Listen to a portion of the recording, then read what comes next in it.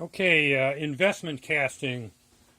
When you're doing investment casting, one of the things that you need to learn how to do is build a wax tree. And so I've started one here, but I'm going to set that aside and I'm just going to show you. It's really important here that you need to learn that if you have the height of your flask and then you have your sprue, and then you're going to add waxes on top of that sprue, you want to have it be where it ends up where you have at least a quarter of an inch of investment from the top of the flask to the top of your wax. And so that's important. So the first thing you're doing is figuring this out. And so the next thing to figure out is what size of sprue you want to use. I like 3/8 and I like 1/4. If I'm doing a lot of small pieces, I'll go with the 1/4. Heavier pieces, I'll go with the 3/8. And then also, once you want to leave this so it comes on and off in the beginning. You don't want to seal this till after you've weighed this. So anyways, what you want to do, you have your flask like this. You want to take a file, and you want to file off the top so that it's nice and smooth, and when it sits on the vacuum, it creates a good seal. That's important. Let's see, next thing, smaller pieces go on the top, bigger pieces on the bottom.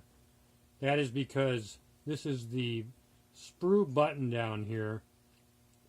So when you're calculating your wax weight, you want to take the weight of this here, and then you want to add, say, an extra probably 1/2 ounce to 3/4 ounce that will create the button. And that button, what it'll do is, as this cools after it's been cast and it's in the flask, the small pieces are going to cool first. They're going to draw from the sprue here, and the big pieces you want to be able to have them draw from the button, and that helps greatly in reducing porosity. So and you get a much better cast. So then, as you can see, I've started with the smaller pieces. You can buy these, I made mine, but it's called a wax pen, and so it heats up on the end. And if you have, so your waxes, if you have like a hollow area, you want that hollow area to go to the inside, and that's done so that when it's vacuumed out, when you're doing the investing, it helps so that you don't get the air bubbles. So now what I'm doing is I have to, and I don't think I can hold this so you can see, but you hold it with one hand, and you hold it at an angle, just like that. And then you want to take and add a little extra wax around the outside, because you want it nice and smooth. And when it's smooth, and actually when it's actually cast, it'll be faced this direction. And if it's nice and smooth, then that metal's going to flow down. It's going to flow really nicely into your pieces. Okay, so what I would do now is take all the waxes I have, and I'd keep building them around here, bigger as I go down,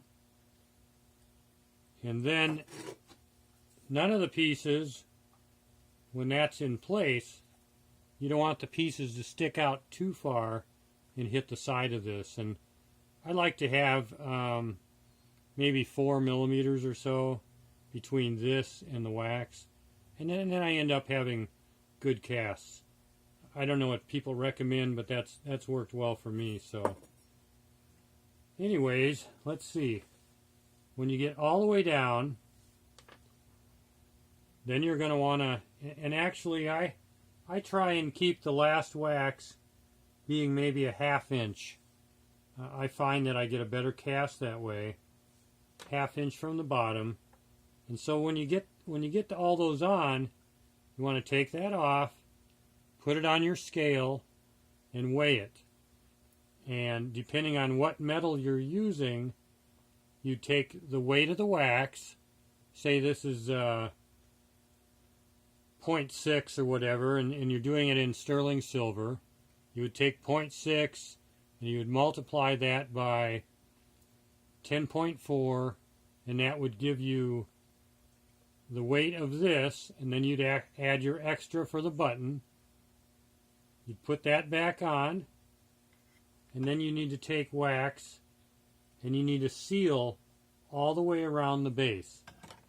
Don't leave any openings, nice and smooth all the way around. That's very important.